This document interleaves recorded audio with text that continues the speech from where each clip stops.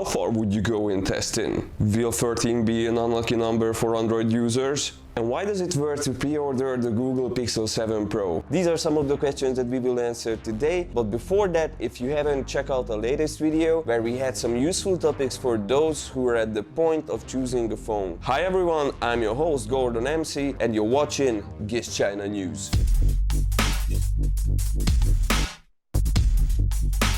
As you may be aware, testing takes crucial part in the customer's decision making.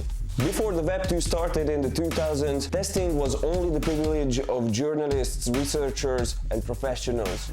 But after everyone could share their opinion, legit, in the beginning they were really legit. User experiences took over, especially after video sharing platforms got popular. So while we watched Mythbusters in the past to find out if Coca-Cola can dissolve teeth, nowadays much more dangerous stunts are being done at home just to find out if manufacturers did tell the truth about their products, and they are being uploaded to video sharing platforms. For example, a DIY test was done on Apple's crash detection feature. An enthusiast tester sacrificed his car as he put an iPhone with a remote controller in it and drove it into a bunch of burnt cars just to see if Apple will notify emergency.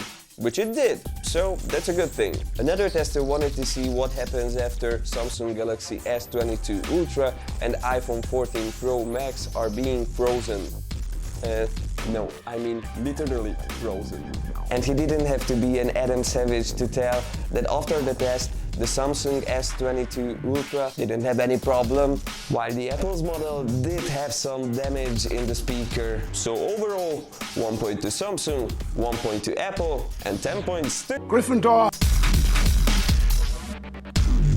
Going along with Samsung, the S20 series owners can prepare themselves for the arrival of the One UI 5, which is based on Android 13. If they enlist for the beta program, they can also use Android 13 pretty soon. There will be more color options, dynamic themes, stacking widget support, so a lot of new stuff to see. Actually, it's already present in South Korea, and most major devices will get the update by the end of the year. See details of the launch dates in the article that we linked in the description. Another 13. MIUI is coming like the winter. I mean, for real, it's the middle of October. Winter really is coming. Anyway, closing up to Android 13, Xiaomi made it possible for their users to benefit the advantages of the new OS. Though they wisely based the MIUI 13 on Android 12, so more users can join the club before shifting. Originally, they only planned to roll it out for the Redmi 9 series for now, but we just got a huge list where there are a bunch of phones where it will be available pretty soon. It's really a lot, like 20 or so. Check them in the related article that you can find the link to in the description. It was only a week ago when we praised the Samsung Galaxy S22 Ultra for its 45 watts charging capability. Well, Xiaomi just raised the bar by announcing the arrival of Redmi Note 12 Pro Plus. This will most likely be the world's fastest charging phone with its 220 watt capability. Even the regular version comes with a 65 watt fast charging. It also comes with a 50 megapixel main camera, an 8 megapixel ultra wide and a 2 megapixel snapper. And you can call people on it perfectly if it matters at all these days in the case of a phone. As we talked about it in the last week's Dynamic Island is a praise and a curse at the same time. Some Apple users find it disturbing, some Apple users like it, but one thing is for sure, Android developers got into making copycats so fast that it didn't take so long to have a popular Android version as well. And now we can announce that Dynamic Spot just passed the 1 million downloads recently, which tells a lot about Android users' relation to this feature. The philosophy of this is simple though. The merging of hardware and software by hiding the camera spot is trying to create some kind of harmony that appeals to some people. Too bad for main developers that users were faster in bringing it into Android.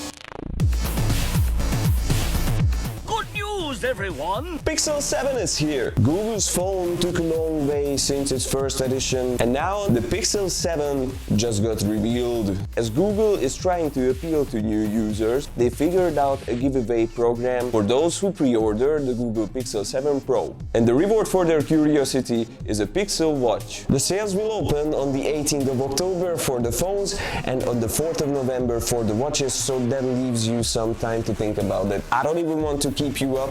Go and do your shopping duty. Ah, one more thing.